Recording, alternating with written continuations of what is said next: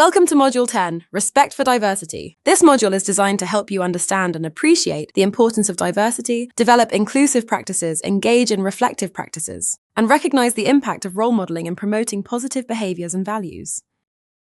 Throughout this module, you will learn to accept, value, and promote diversity and inclusivity in various contexts. We will explore the principles and practices that support inclusion, helping you develop a deeper sense of awareness of how these concepts can be applied in your personal and professional life.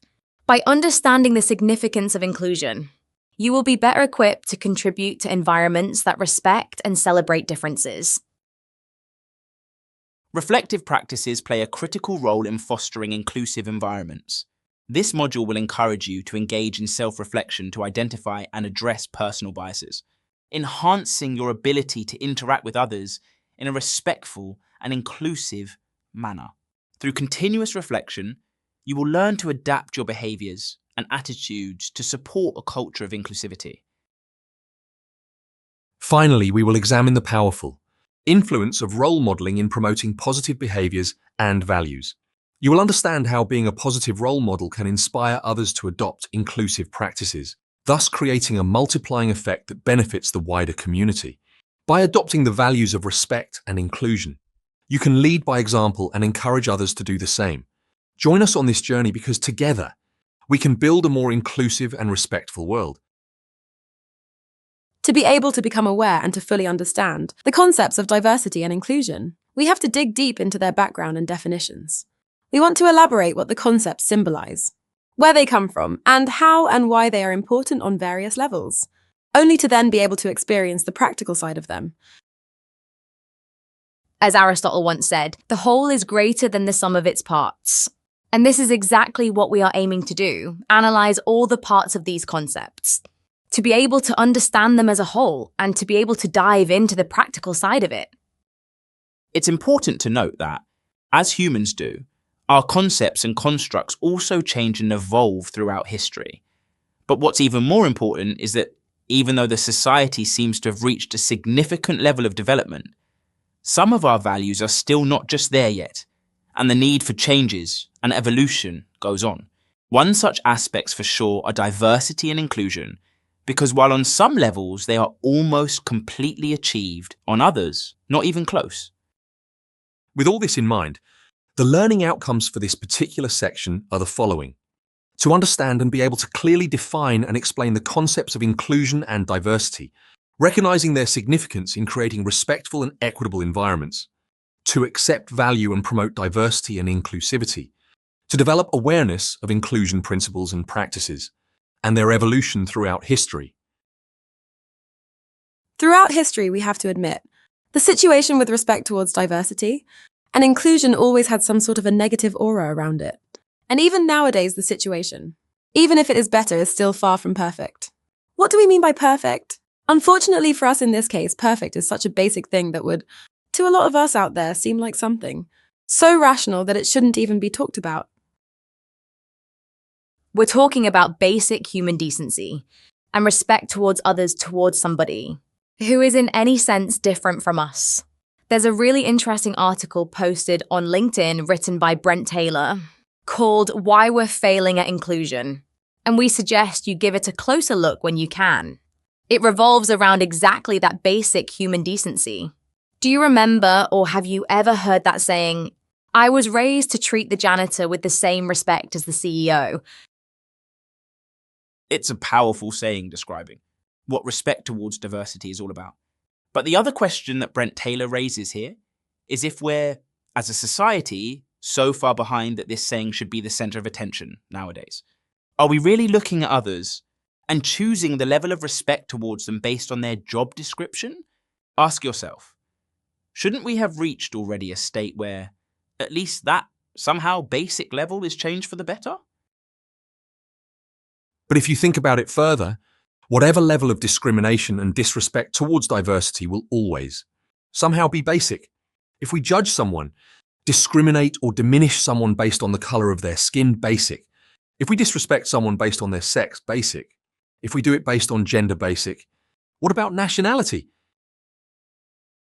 Basic, it will always be basic.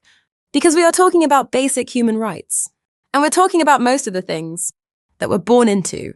We are born as, for example, Croatians or Maltese or Cypriots or Turks, Italians or Bulgarians or any nationality for that matter. We are born with reproductive organs we're born with the color of the skin that we're born with or without disabilities. But what if we weren't? What if we chose, for example, our gender? Would that make any difference to how people should treat us? Just because we're different? Absolutely not. But our history says that we were, from our very beginning, discriminatory beings, and we would always somehow find a particular trait to discriminate upon. Our history is full of extreme examples of discrimination. But our history is also full of admirable initiatives that brought us where we are today. Does this mean that we're done? Once again, the answer is absolutely not. We don't know who is on the other side of the screen right now. But can you take a moment to reflect? And you will see later on why that's extremely important. To think about one of the following. One of the events or moments from history where the discrimination reached extreme levels. Any time when you witnessed a discrimination or disrespect towards diversity in your environment, regardless of the intensity of it. It can even be when someone was disrespected or disrespectful as a joke. Any time when you think you were not exactly respectful towards diversity, even when you might have thought something only to yourself and never said it to anyone. Why do you think we mentioned that last thing? It's because we all sometimes have our moments of weaknesses, some moments of anger, some moments of prejudice that we learned at any moment of our lives, some moments of desperation. That's exactly why courses like this exist and how they can help always keep us in the loop. Remind us about the important and positive values, thus leaving the negatives behind. This is essential for us to excel as human beings, for our personal, but also very much for our professional development. The journey towards diversity and inclusion has evolved significantly over time, as aforementioned marked by key milestones and movements that have shaped our current understanding and practices. In the next couple of visuals, we explore some major known and possibly to you unknown milestones that mark our progress towards an inclusive and respectful society. But first of all, we will dedicate some time to its negative aspects, just to be able that we can understand better what these concepts are all about. Before we go any further, let's stop here and try to first define what exactly is a discrimination. Through our investigation, we have stumbled upon various definitions and outtakes on discrimination. But there's something that caught our eye, and that is Amnesty International, a global movement dedicated to creating a society where human rights are enjoyed by everyone. First of all, one of their sentences in the article. On their portal dedicated to discrimination hits the jackpot. Discrimination strikes at the very heart of being human, regardless of its level. Going further, the definition from their article on discrimination is the following. Discrimination occurs when a person is unable to enjoy his or her human rights, or other legal rights on an equal basis with others because of an unjustified distinction made in policy, law, or treatment. We took this definition because it catches the essence of discrimination, disrespect on any level, law, policy, treatment made against any person based on any of their characteristics. In the next sessions, to see it a bit more in detail, we explore the types of discrimination that can occur. There are various types of discrimination out there, and they can derive from any personal characteristic of a human being. Before we proceed, try to recall what types of discrimination have you heard about, or what types of discrimination have you, unfortunately, maybe witnessed in your environment. First, and somehow maybe the one we're most familiar with, is racial discrimination. This is discrimination based on race or ethnicity, where individuals are treated unfavorably because of their race or perceived racial characteristics.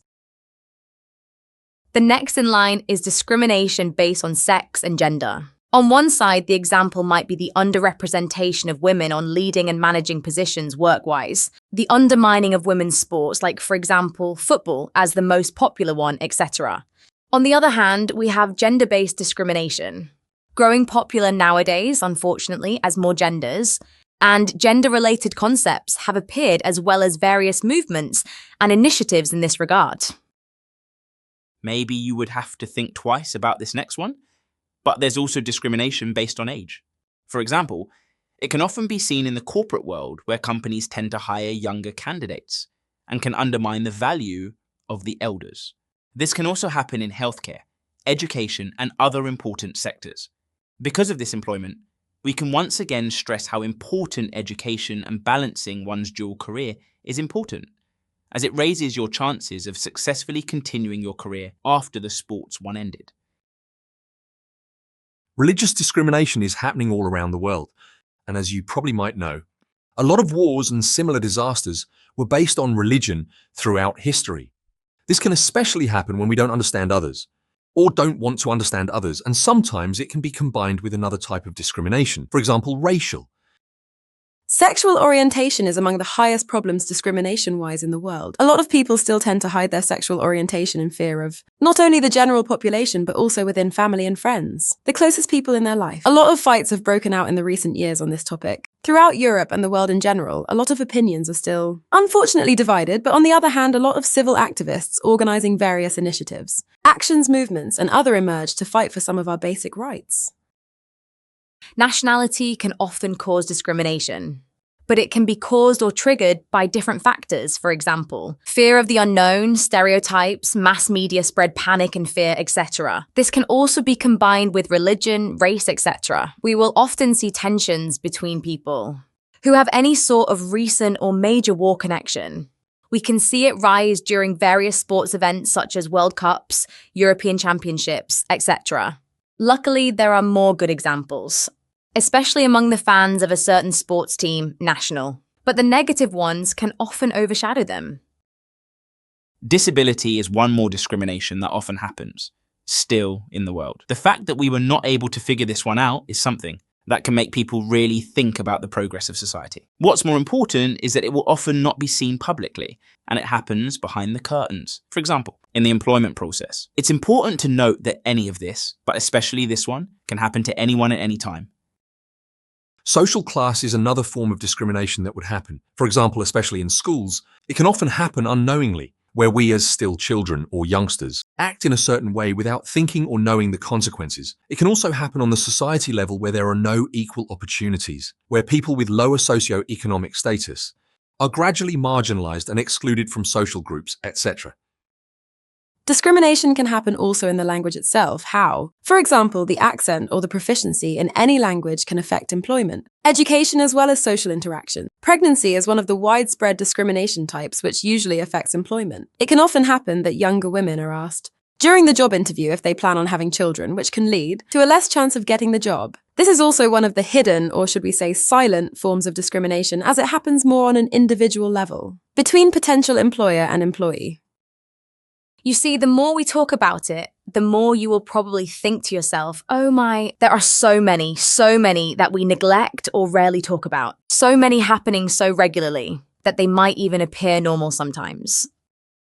Appearance is one of the means of discrimination that happens all the time, especially nowadays with the rise of social networks, where often we can see the promotion and setting of unrealistic standards, especially regarding physical appearance. This is a problem that goes even further and affects healthy relationships on any level: friends, belonging to a group, romantic relationships, etc. It can often gradually build marginalization, especially in groups and especially while still in school, without thinking how this type of behavior influences marginalized people. Political discrimination is also a part of regular discrimination, especially when there are tensions on the national level. It can happen in the circles of politicians, but also among regular people and their political candidates, or parties' preferences. And of course, there are many other discriminations, especially the ones who fall under already mentioned categories but stand out, like educational discrimination or cultural and body weight discrimination, an often combination of different types which has even greater influence on the discriminated person or a group. We wanted to point out some of the most known and unfortunately still widespread discrimination types that are still, to this day, persistent in our society. Take a good look at the visual in front of you. What do you see? Can you stop for a brief moment, look at each person and think, where do they come from? Who or what they are to you? What do they look like? Can you determine their race, religion, gender, sexual orientation? How do you feel about these people? Does anyone make you uncomfortable and why? You are free in your own head to think right now whatever you would like. When you're done with thinking, you can join us back and we will continue with the next session. Welcome back. We hope you took enough time to think about the previous question. Well, if you had some negative feelings, don't worry. We're here to try and get rid of that. You're free to feel whatever you want through this course. And be honest to yourself, and if there's a negative aspect in there somewhere, we will try to turn it around. The first and most important thing to note here is that you don't know who any of these people would be. You can only judge by what you see in front of you. It's only natural for us to immediately have an opinion, and you will do so based on your previous experience, either personal or from, let's say, movies, mass media, other people's experiences, and so on. This will often trigger stereotypes in us and make the picture look a bit unrealistic, the opposite of what it really is.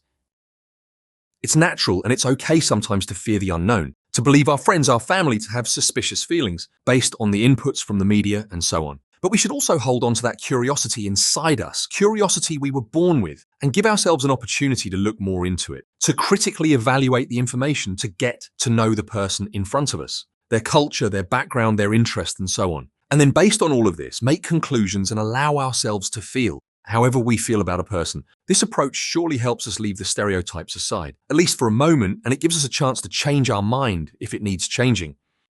So what are stereotypes? Stereotypes are oversimplified, generalized beliefs or assumptions about a group of people based on certain characteristics such as race, gender, age, religion, or other attributes. Stereotypes are often based on limited information and can lead to misconceptions and prejudices. They can be both positive and negative, but even positive stereotypes can have harmful effects by creating unrealistic expectations or reinforcing discriminatory behaviors.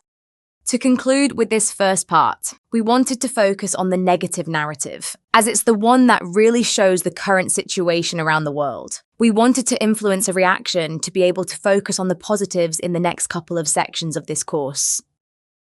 First, we have to become aware of our own attitudes, of all the issues and challenges that are out there. And then we will define what diversity and inclusion really mean, and what, as a society, we should strive for and focus more today and in the future.